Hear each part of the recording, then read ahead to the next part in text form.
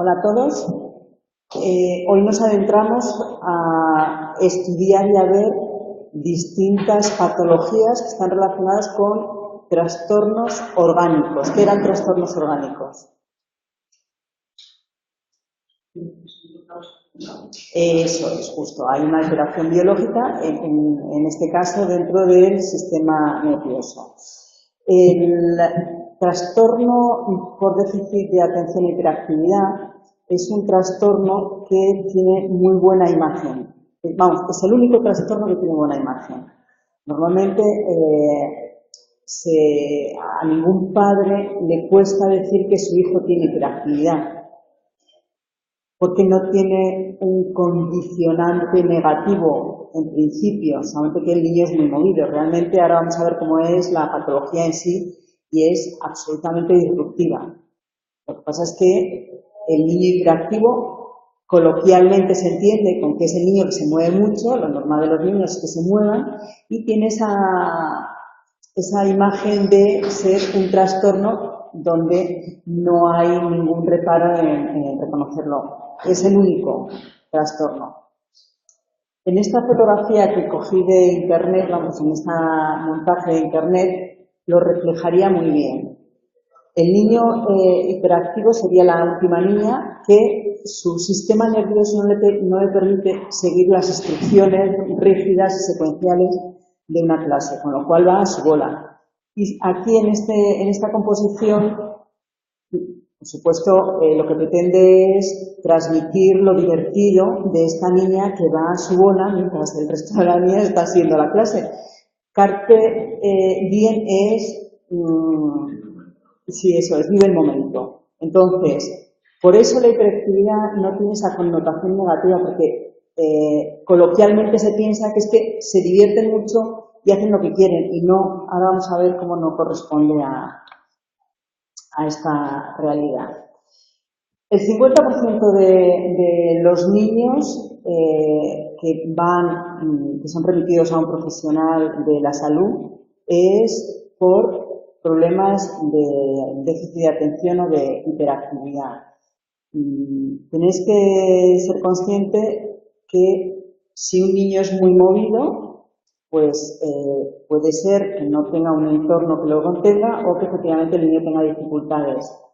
Si el entorno no le sabe contener, es muy fácil decir que tiene hiperactividad, con lo cual siempre se sospecha que pueda ser el problema.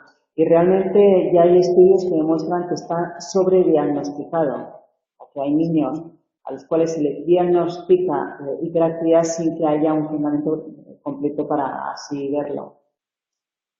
La hiperactividad como síndrome es lo que observamos, pues esa intranquilidad motora, que es muy impulsivo, que no para un momento, que no puede prestar atención, que emocionalmente es muy inestable, y lo tenemos que distinguir de la disfunción cerebral mínima, que tiene una etiología biológica, es decir, es una alteración neurológica que ofrece la misma sintomatología que vemos en el síndrome de hiperactividad, pero es por un mal funcionamiento del cerebro.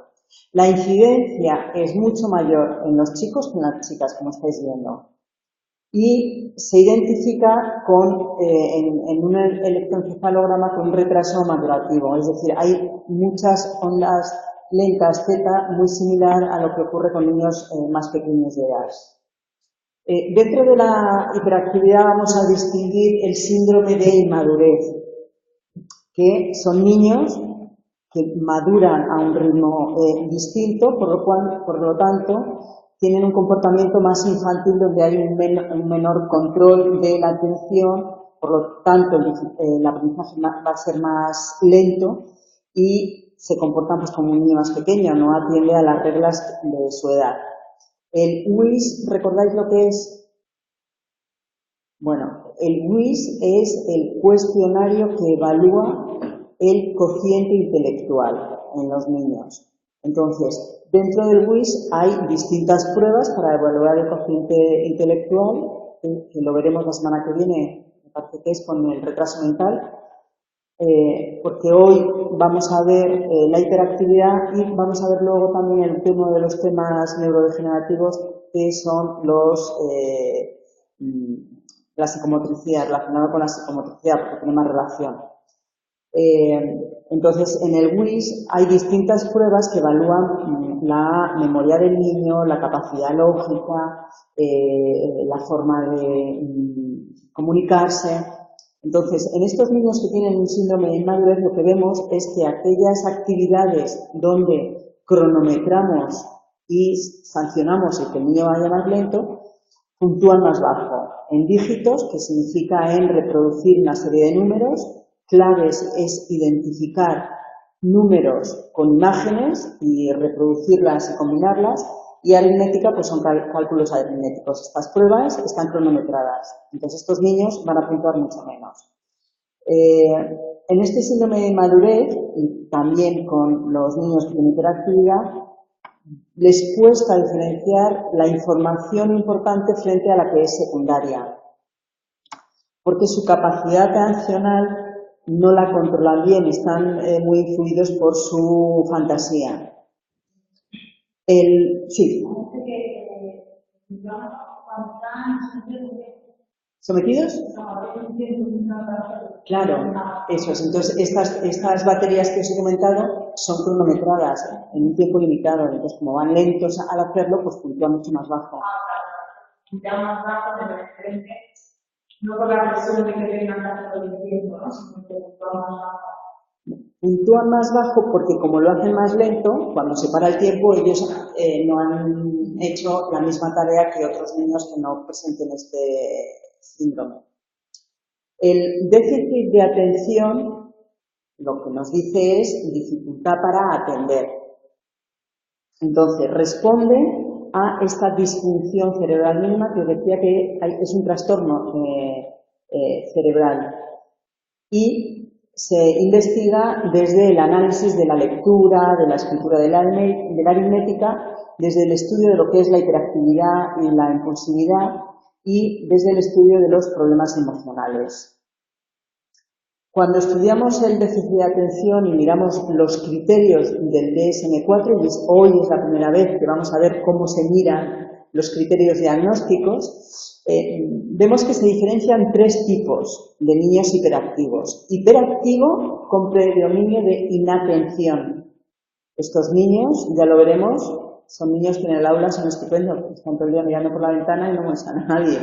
Son los más difíciles de detectar. Niños hiperactivos con predominio de la hiperactividad e impulsividad. Estos son los que mandan fuera de clase y además los que rápidamente hay que buscar cuál es el problema porque es imposible soportarlos en clase. Y luego el tipo combinado es que no atienden, se despistan, pero además tienen una conducta muy movida. En el DSM-4 los cambios que se introdujeron era para intentar disminuir la heterogeneidad de las poblaciones, porque eran muy distintas los niños diagnosticados. También se quería identificar a más niñas. Fijaros que una niña frente a 9 chicos. Y también identificarlo en edad preescolar. ¿Os acordáis lo que ha pasado en el DSM-5? Que ya no se diagnostica antes de los 8 años, sino se diagnostica antes de los 12, es decir, que ya nuevamente los pasamos a primaria. No te digo. ¿Hay más niños que niñas porque dicen que las niñas no duran más? No es, vas a ver ahora que no tiene que ver con la madurez. Las niñas tienen más desarrollado el área del lenguaje y luego conductualmente tienen una mejor autorregulación porque a lo largo de la evolución de la especie las niñas han tenido que dedicarse a unas actividades donde tenían que ejercitar el autocontrol y lo que hacían más era hablar y tal, mientras que los chicos lo que era la guerra, o sea, dedicarlos a la guerra, a explorar, a conocer. Entonces, lo que pasa es que en los últimos 60 años estas diferencias se están mitigando porque ya empieza a haber una educación igualitaria y una actividad profesional también igualitaria, con lo cual, digamos que empezamos a compensar estas áreas cerebrales, ¿vale?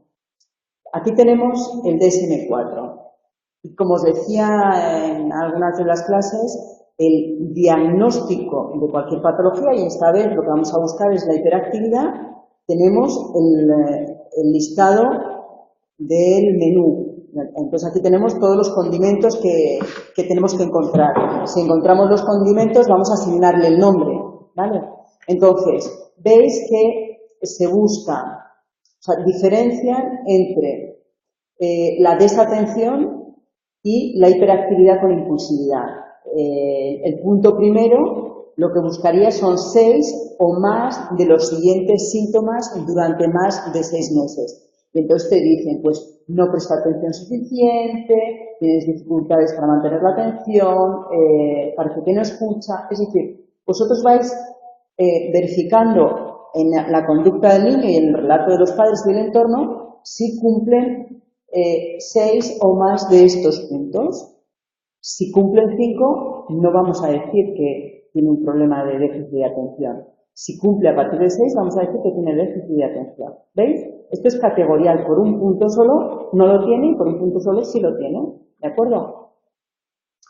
Pero seguimos investigando y vamos a ver si dentro de los rasgos de impulsividad también puede cumplir. Entonces vemos que tiene que cumplir 6 o más en los últimos 6 meses.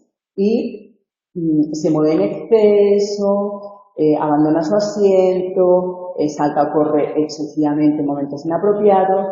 Si hay 6 o más, diremos que es hiperactivo con tendencia a la impulsividad. Entonces, si cumple del primer punto y del segundo punto, va a ser un niño hiperactivo con déficit de atención e hiperactividad. Si solamente es el primer punto, un niño hiperactivo con déficit de atención. Y si cumple solamente el segundo, con déficit de atención con impulsividad. ¿De acuerdo? Entonces, ¿cómo hacer una receta? Lo importante es coger bien los condimentos, es decir, coger la información del entorno y del niño para yo verificar que esto se cumple o no se cumple. Ahora vamos a ver la relación de la hiperactividad y otros trastornos del desarrollo. Por ejemplo, las dificultades específicas del aprendizaje, que es cuando el niño tiene un trastorno neurológico que le está repercutiendo en cómo utiliza el lenguaje, en su comprensión, la lectura, en el cálculo. Es decir, un niño que le cuesta seguir el ritmo de la clase.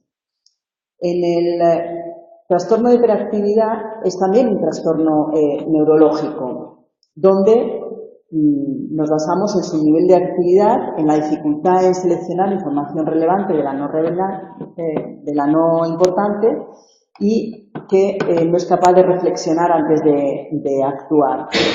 Entonces, como veis, estas características del niño con hiperactividad favorece el que no siga la clase, el que no lleve bien una comunicación, o sea, una interacción comunicativa, porque como es muy impulsivo, con lo cual, en muchos casos, nos encontramos que tenemos dificultades para identificar estas dos, si tienen las dos patologías o solamente una. En todo caso, vemos que del 15 al 20% de niños que tienen dificultades específicas de aprendizaje, los que tienen dificultades específicas de aprendizaje, el 15-20% está acompañado con un trastorno de hiperactividad.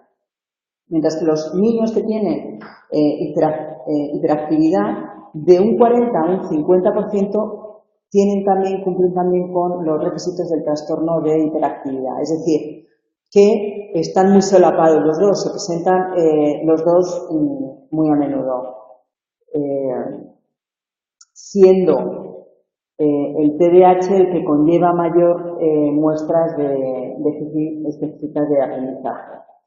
Y luego, ambos trastornos van a tener unos problemas secundarios socioemocionales. ¿Por qué pensáis que puede ser?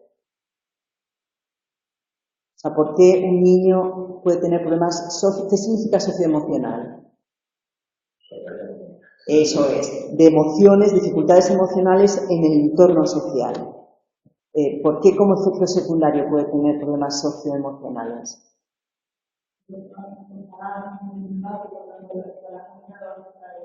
Claro, porque son tan insoportables. O sea, son niños tan duros de convivir con ellos que lo que reciben es agresión, malas caras, no reciben nada bueno porque ellos sin querer están siempre generando conflicto. En la hiperactividad hay distintos grados, ¿de acuerdo? Con lo cual, o sea, yo os voy a dar las características más identificativas de la hiperactividad, que es muy disruptiva, ¿eh? El déficit de memoria y déficit lingüístico es un problema infantil que nos encontramos en los problemas específicos de aprendizaje y en la hiperactividad.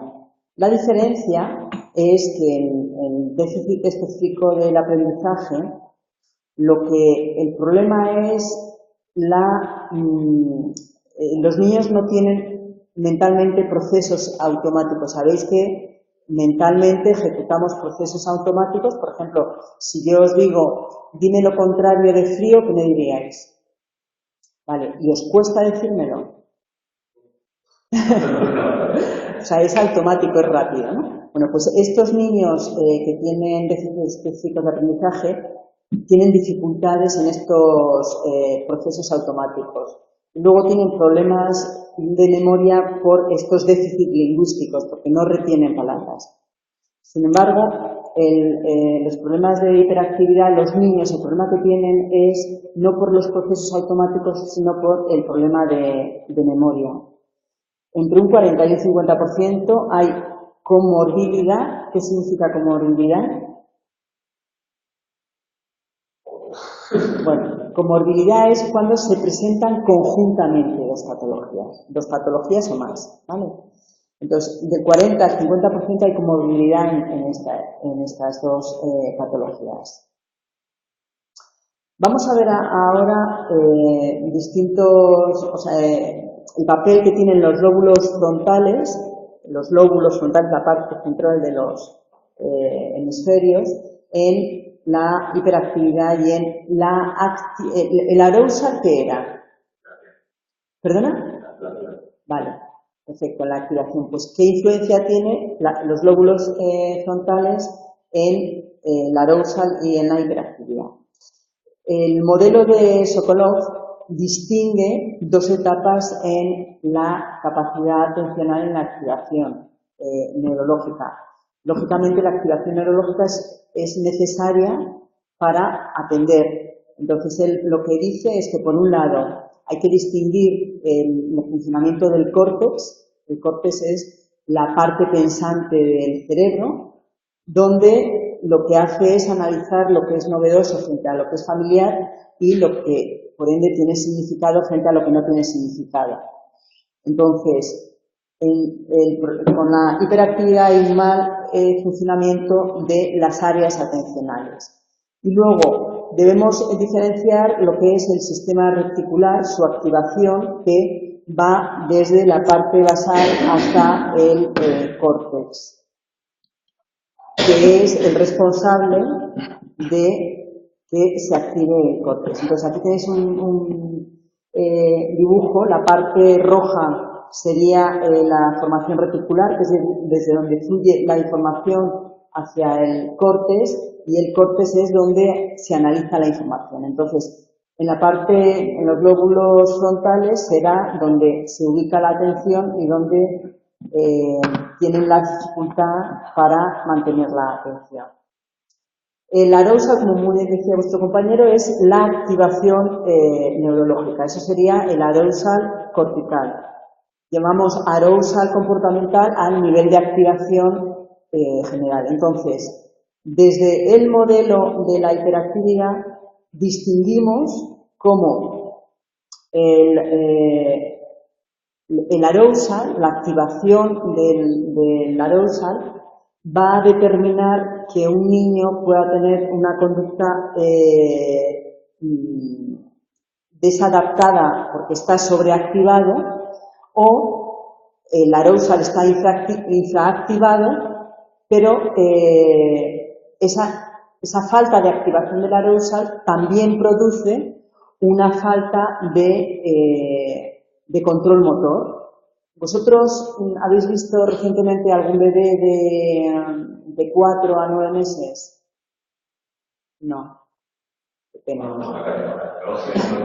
Lo que pasa es que como ya es sujeto, vamos a ver, los bebés cuando están dormidos están relajados, quietos. Cuando están despiertos están moviéndose así, no están coordinados. Se mueven y dan un golpe y de pronto se chocan y se dan cuenta, tal. Van reconociendo, van cogiendo control a fuerza de que van dando golpes y quieren coger algo, ¿vale? Entonces, estos bebés no tienen capacidad de control porque tienen muy baja activación su arousal. Realmente, los niños con hiperactividad que se mueven, lo que tienen es una falta de excitación frente a lo que observamos, que se mueve mucho y que este niño está sobreexcitado. No, la base es una falta de activación neurológica. Entonces, en este dibujo os enseño la relación entre los recursos atencionales y el arousal. Entonces, en la curva vemos cómo en los dos extremos encontramos, por un lado, en la parte inferior, cuando no está suficientemente activado el arousal, encontramos ese déficit de atención por hiperactividad. Pero por contra, cuando el arousal en el punto extremo está sobreestimulado, lo que aparecerá serán problemas de conducta. Por eso se puede conjugar conjuntamente déficit de atención e hiperactividad. Como resultado es la imposibilidad de tomar decisiones porque sus conductas, necesitan tener conductas automatizadas para no consumir tanta energía, y es lo que les falta. Entonces, como que sería un trastorno neurológico. Se supone que la obsesión es neurológica también. Sí. Esto que se ve en los frontales, que la observación si tiene TDA.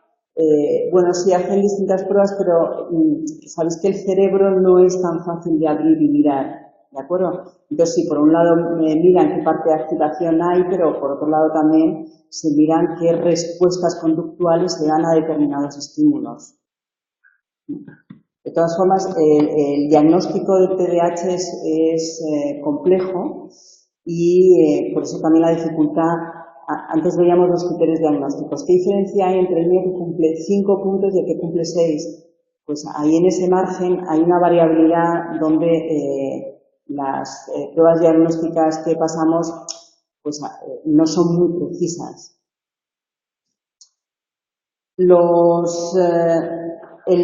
El lenguaje, los niños empiezan a tener la capacidad simbólica a partir del año y medio, y a partir de los años empiezan a utilizar el lenguaje como transmisión de información con frases, con 2 palabras, pero a partir de los 4 años ya la mayor parte de los niños utilizan el lenguaje comunicativo para intercambiar información. Entonces, la teoría de Luria fue el primero en hablarnos de esto, es que la conducta la regula nuestro lenguaje.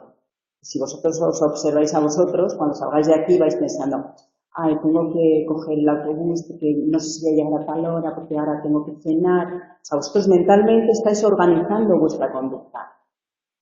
¿Qué pasa con estos niños que no tienen desarrollado el lenguaje interiorizado? Son los niños hiperactivos, pues que no organizan su conducta, se mueven por impulsos, ¿de acuerdo? Y por ende, el problema que tienen, al no tener lenguaje interiorizado, dicen lo primero que se les pasa por la cabeza. Entonces, imaginaros a un adolescente hiperactivo cuando el profesor dice que tienen que presentar un trabajo mañana y que si no, no pasan la asignatura y dicen lo que están pensando.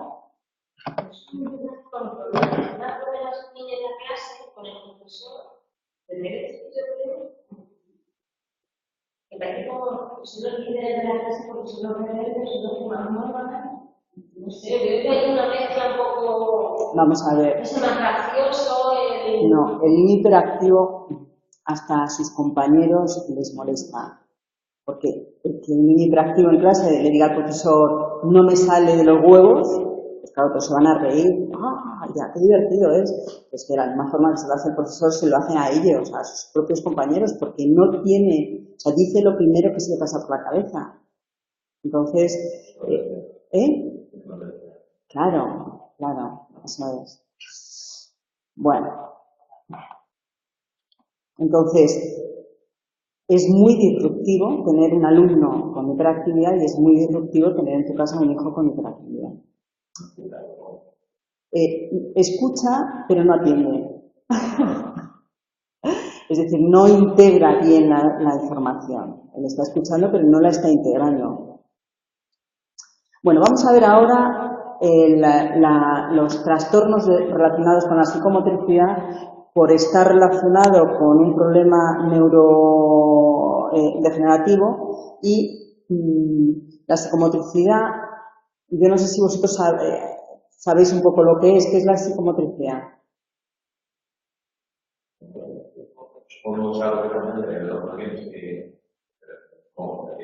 Sí, efectivamente, psicomotricidad es los movimientos que tiene nuestro cuerpo, o sea, cómo se mueve nuestro cuerpo. Entonces, tú observando a alguien puedes ver qué coordinación tiene, porque hay gente que se mueve más coordinada, gente menos coordinada, si acompañan la expresión verbal con las manos o no la acompañan, o si gesticulan mucho con la cabeza. Eso es lo normal, la psicomotricidad gruesa. Nosotros vamos a estudiar la patología, es decir, qué movimientos corporales nos denotan que hay una problemática. Entonces, para identificar esos movimientos, digamos, problemáticos, nos vamos a fijar en el tono que tiene muscularmente la persona, tonicidad, ¿vale? Y en la armonía cinética, es decir, en la armonía en el movimiento, en cómo fluye el movimiento. Para relacionar psicomotricidad con patología, veremos qué expresividad, cuál es la expresividad del movimiento. Porque si yo estoy hablando ahora en una clase de psicomotricidad y mientras tanto estoy haciendo así, pues os dais cuenta que ese movimiento no acompaña la expresividad con lo que estoy diciendo. Y luego la estructuralidad, la pérdida de expresión, que sería más la que os he hecho ahora, y patrones más primitivos. Pues imaginaos que yo estoy en clase y estoy sorbiendo a lo mejor los mocos, o sea, como que no procedería que yo esté haciendo eso, ¿no? Bueno, pues vamos a fijarnos en estas dos cosas. Para evaluarlo, vamos a mirar la expresión facial de las personas y vamos a ver cómo hablan. En el habla buscamos el volumen que utilizan al hablar, el ritmo, cómo van encadenadas las palabras y la velocidad. Y luego, en general, las posturas y los hábitos que tiene el sujeto. Entonces, en los trastornos psicomotores los diferenciamos según haya una alta intensidad en los movimientos que no se acorde con el movimiento en sí. ¿El qué, perdona? No, la intensidad de los movimientos. Si yo estoy dando la clase y estoy pues no vendría a cuento que yo esté moviendo así los brazos. Y movimientos específicos o cualitativos era lo que os decía, a lo mejor de mover así la boca, pues se vería que es un problema. Los tenéis ahí descritos y los vamos a ir viendo. La agitación psicomotora, es decir, un movimiento muy agitado. Puede ser una agitación reactiva por un problema de la persona está con mucha tensión y entonces eso hace que esté con una activación física muy grande, porque haya tomado sustancias, sobre todo drogas, que le hacen no tener control sobre el movimiento, e incluso por su intoxicación.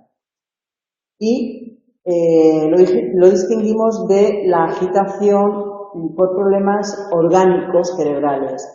que serían situaciones en que la persona está entre la realidad y el sueño, cuando tienen epilepsias o fruto de problemas vasculares o traumatismos craneoencefálicos. La agitación psicomotora, por último tenemos las psicóticas.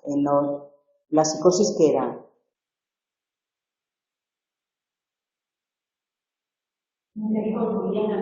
Eso es bien. Cuando se confunde la realidad con sus vivencias, suele estar acompañado de agitaciones motoricas. En las esquizofrenias están caracterizadas por la catatónica, que es lo contrario del movimiento. La catatonia es cuando te quedas paralizado como si estuvieras inerte. En procesos psicóticos, en depresiones fuertes maníaco-depresivas, se da la euforia patológica, es decir, hay agitaciones psicóticas fruto del episodio maníaco donde está el sujeto. Y luego en estados demenciales, por la degeneración neurológica, aparecen también problemas de agitación psicomotora. La inquietud psicomotora es otro tipo con una forma más leve de movimientos que estaría relacionada con depresiones seniles, depresiones en personas mayores, y la inhibición psicomotora o retardo psicomotor es el síndrome inverso a la agitación psicomotora. Bueno, el estupor. El estupor es cuando hay ausencia de movimiento. Es una persona que supuestamente tenía que estar con una activación física. Da igual que yo puedo estar sentada en la calle y yo estoy a lo mejor mirando para un lado, para otro, con una mano, ¿vale? Si fuera una persona que estuviera con un estupor, estaría como quieta, inmóvil, y además a lo mejor inmóvil como en una posición rara.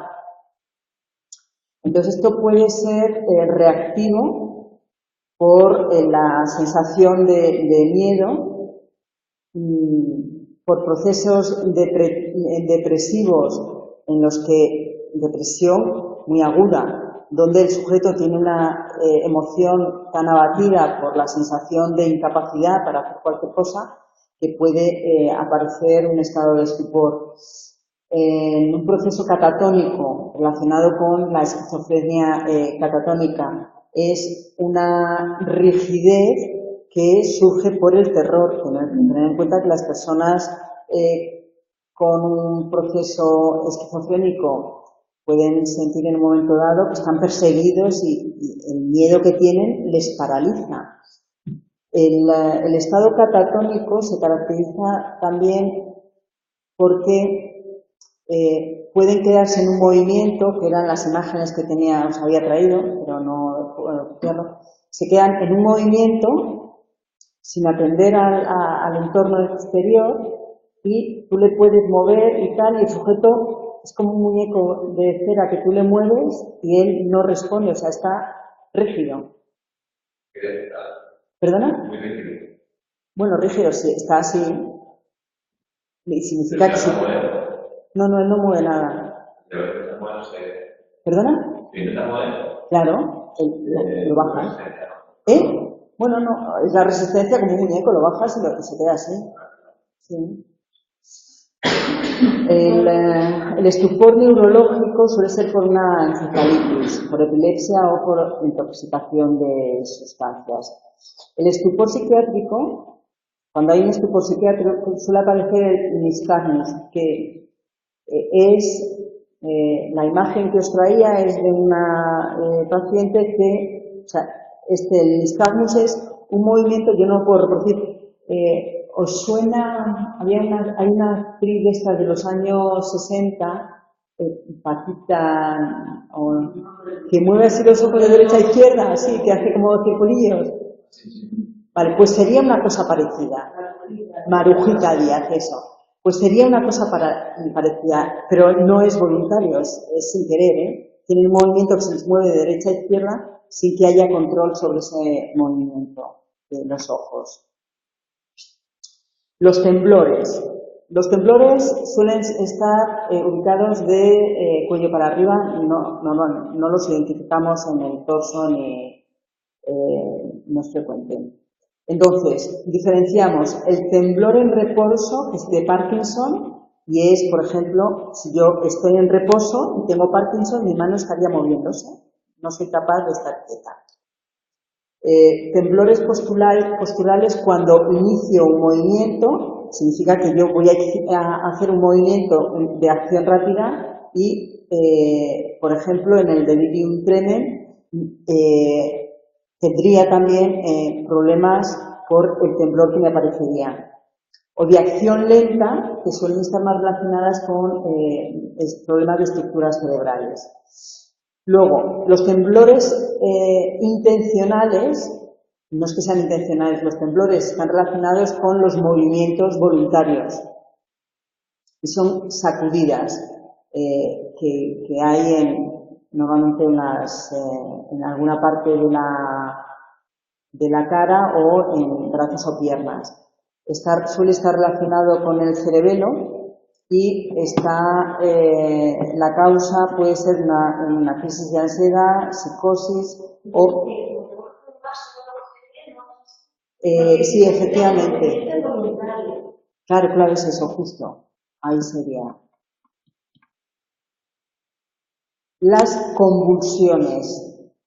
¿Habéis visto alguna persona alguna vez con alguna convulsión? Eso es justo, es la epilepsia. La epilepsia, ¿y lo has visto? Vale. Normalmente es muy impactante, ¿verdad?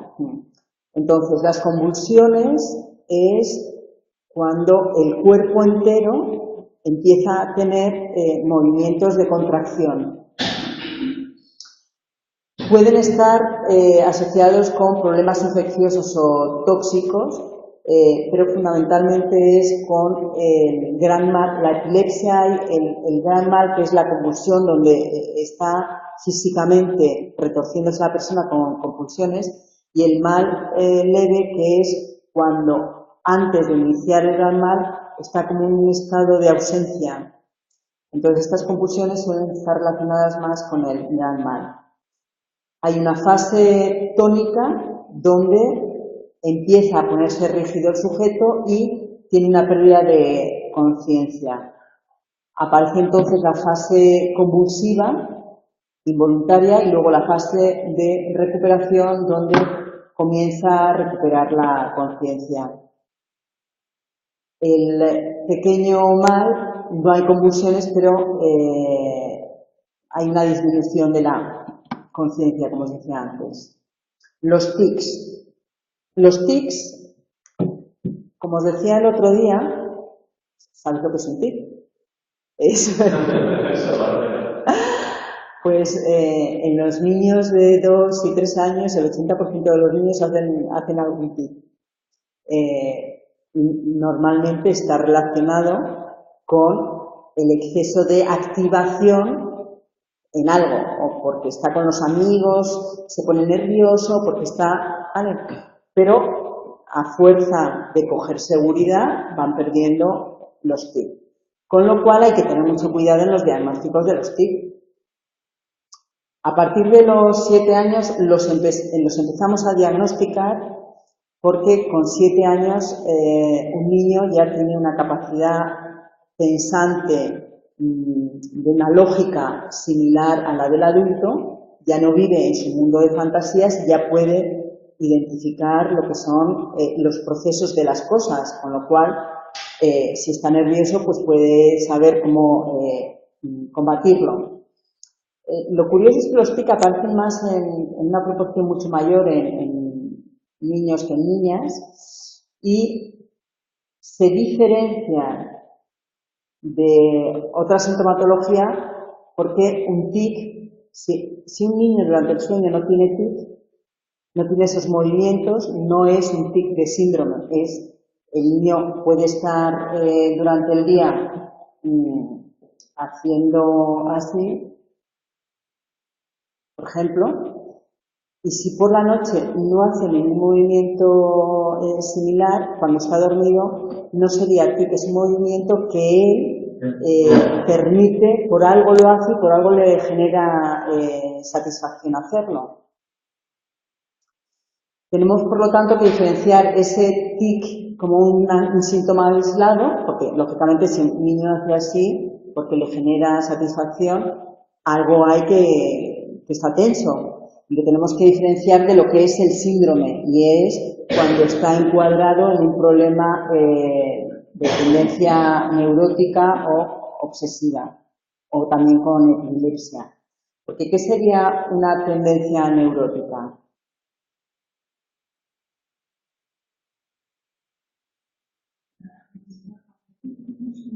Si no, tendencia neurótica es cuando está relacionado con un nivel excesivo de tensión en el sujeto, que es distinto con tendencias obsesivas. Un tic, ¿qué sería un tic con tendencias obsesivas?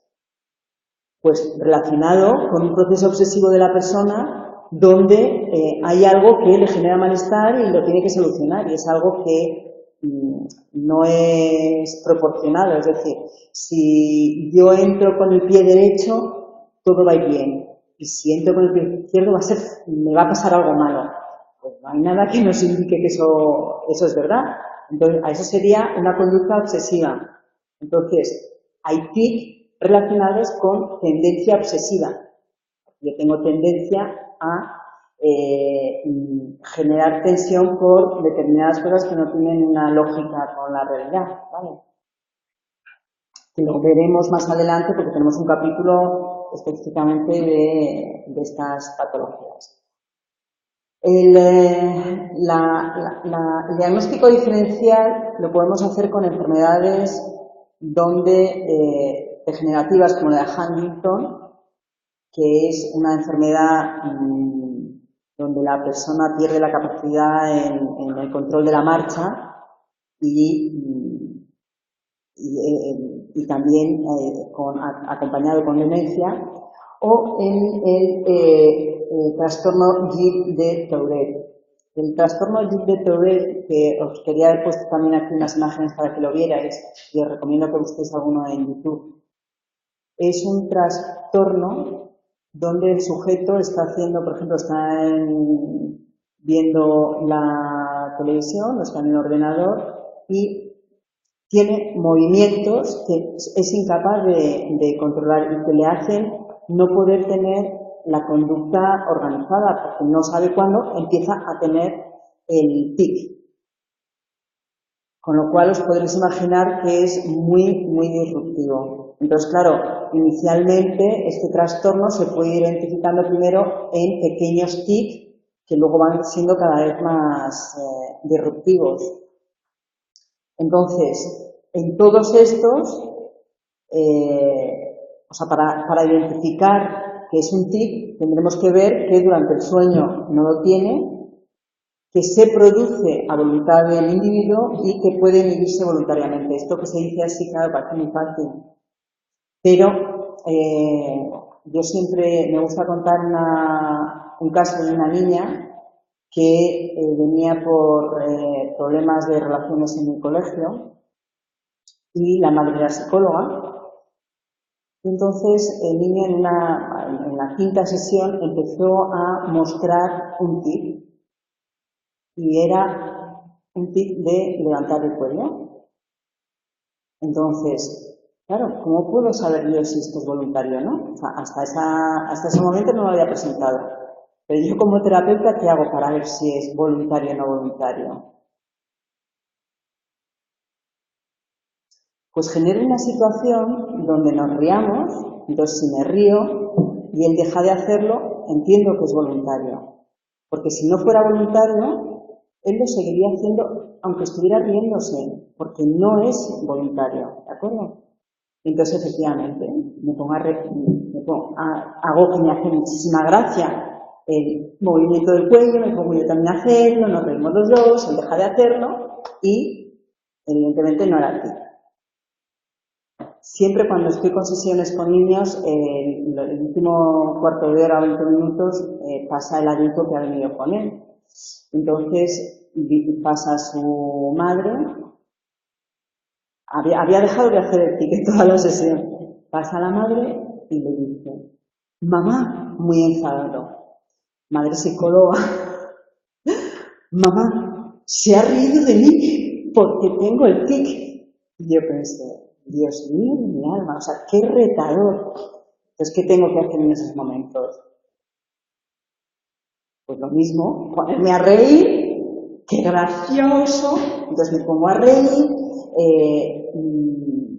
haciendo que me hacía mucha gracia. Pues los psicólogos tenemos que tener un punto de teatralidad importantísimo. Y entonces nada, el niño también se pone a reír, la madre también, y el niño deja de hacerlo.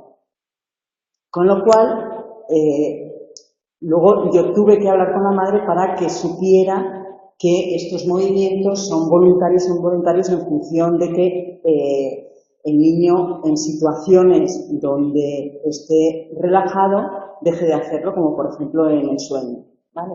Pero bueno, lo digo porque en la teoría, cuando dice es voluntario, vale, pues tenemos que ver cómo es voluntario. Entonces nos toca hacer pues, nuestras malabarismos. Vamos a ver ahora los espasmos. Eso es.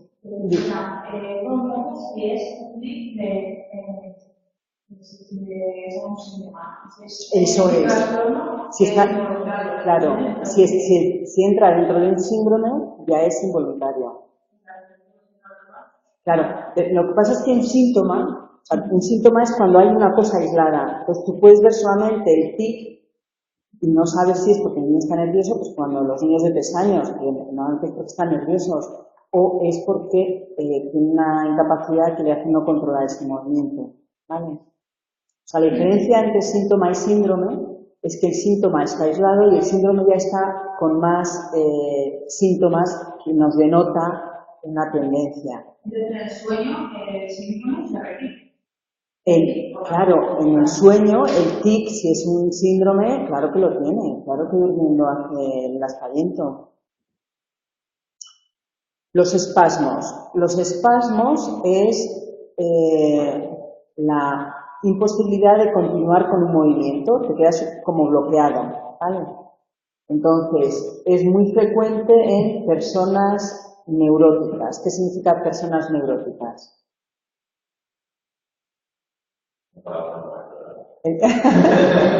Nerviosas, neuróticas, nerviosas. La neurosis la trajo la corriente freudiana. Entonces está mucho tiempo utilizándose la definición de neurosis y neuroticismos. Ahora hablamos más de estresores y de estrés, pero tenéis que habituaros a interpretarlo todo de la misma forma, ¿vale? Sí, lo que pasa es que muy activas patológicamente, porque muy activas no es una patología. Patología es cuando te impide tener una vida normal, ¿vale? O sea, una persona neurótica significa que se mete, o sea, que tiene una carga excesiva de tensión que no es proporcional con lo que realmente debiera. ¿Perdona? Eso es, justo. Entonces, las encontramos en profesionales como por ejemplo escribientes, violinistas, automovilistas. Aquí también hace tiempo tuve a un adolescente que tocaba el oboe, entonces en un conservatorio. Entonces para tocar el oboe tú tienes que poner una postura determinada en los labios, tienes que soltar el aire de una determinada forma. Él estaba haciendo segundo de bachillerato y sus padres querían que hiciera música, que continuase o sea, que se metiera ya profesionalmente a hacer música, y él quería ser director de cine, quería hacer imagen y sonido.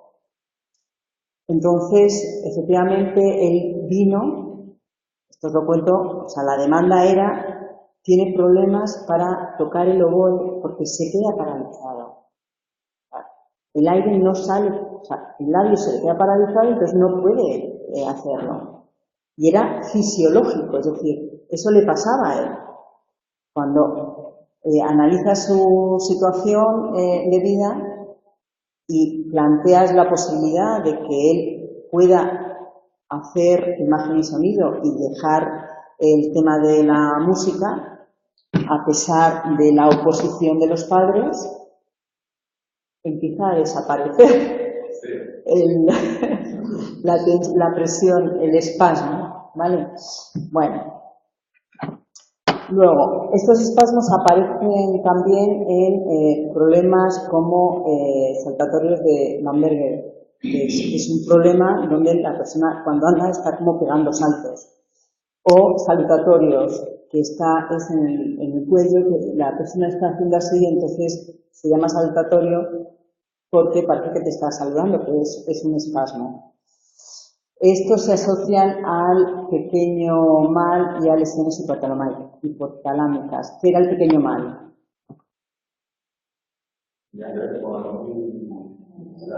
Eso es la fase previa a las convulsiones en la epilepsia. Bien. Bueno, la catatonia. La catatonia, que hemos estado antes viéndola, tenemos por un lado la catalepsia, que es lo que os decía antes de esa inmovilidad férrea, que te cambian el brazo o te mueven y te quedas, ¿vale? Dentro de la catatonia tenemos el negativismo, que es la oposición ante cualquier solicitud que se le pide al sujeto. Dentro del negativismo tenemos el pasivo, que es la actitud de oposición, o el activo, que es que hace lo contrario de lo que le estás pidiendo. ¿Perdona? Claro, la catalepsia es cuando tú se lo mueves. O sea, si le hablas no te va a contestar. O sea, él está así, le hablas y no te contesta. Entonces, si tú le mueves los brazos, tú lo dejas donde tú quieras, es como un muñeco, ¿vale? El negativismo es cuando se le solicita algo y o no lo hace o hace lo contrario. Pues tú le dices, dame ese vaso. No te lo da. Claro. O no, o dame ese vaso y te da el... Claro, vamos a ver, están conscientes, o sea, están donde están, pero con un nivel de conciencia disminuido. Porque estos síndromes de catatonia suelen darles en las fases agudas. O sea, una persona que está con una esquizofrenia no está todo el rato con este problema, sino que en momentos de crisis aguda es cuando muestra este tipo de problemas. El estupor es cuando el cuerpo está paralizado y además el sujeto no te habla ni te dice nada. Pero sin embargo no es la flexibilidad férrea esta que comentaba antes. Y luego las estereotipias son movimientos repetitivos que no vienen al caso. Es como si estuviera, ¿sabes? Si yo estoy haciendo así, pues esto sería una estereotipia.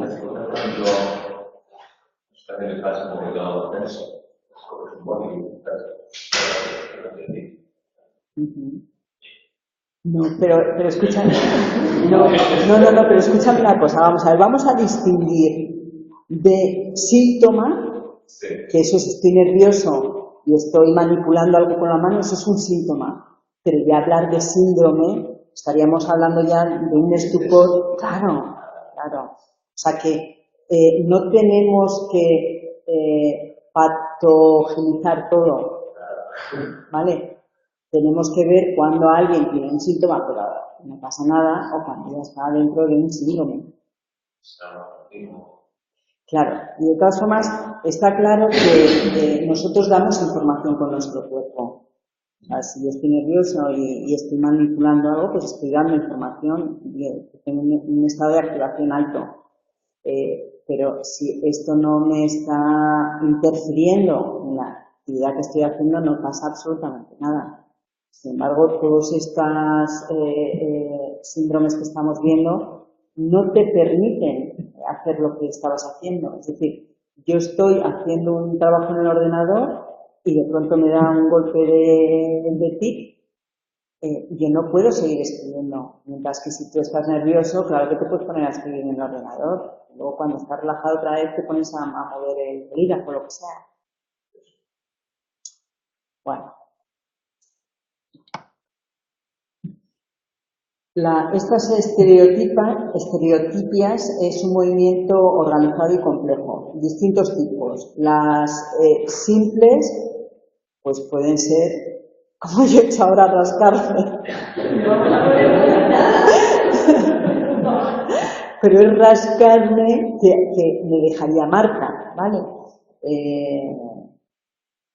Las complejas, pues es jugar con determinados objetos muy continuamente, o sea, sin poder dejar de hacerlo, ¿vale? Para la evaluación, pues lo vamos a hacer igual que cuando evaluamos un ritual de una persona obsesiva, es decir, el que una persona no entre en un sitio si no entra con el pie izquierdo o con el pie derecho, eso está denotando que tiene un problema.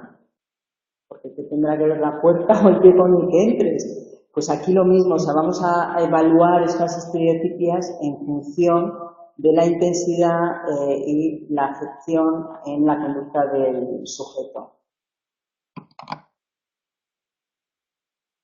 El manierismo es un movimiento que llaman parásito para aumentar la expresividad en los gestos.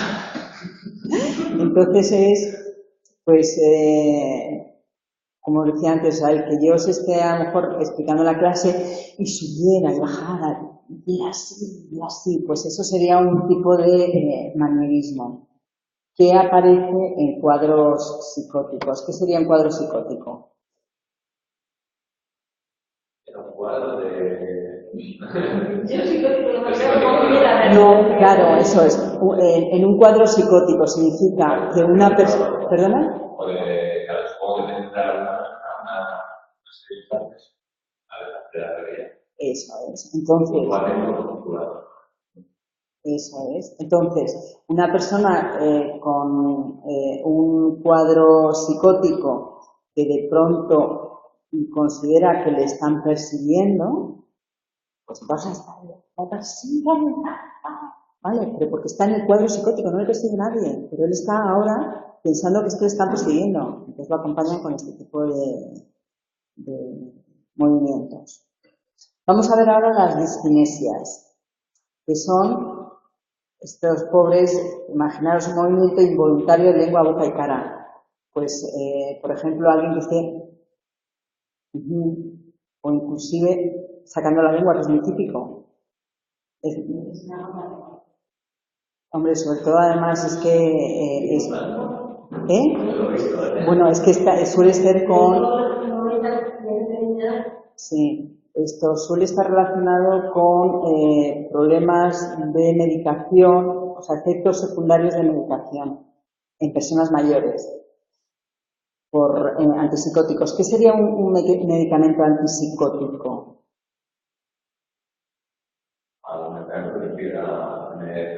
Psicosis, claro. O sea, hemos hablado antes de episodios psicóticos.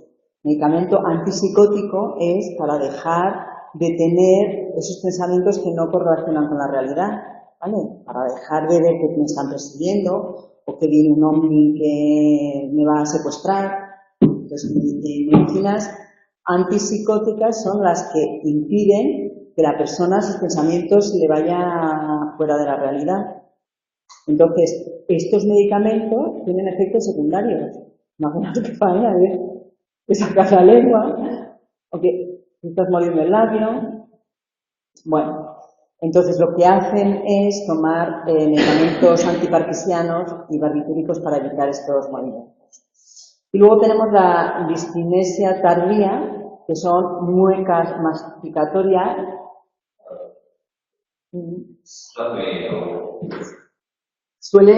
Lo que pasa es que también hay que ver si es solamente un síntoma.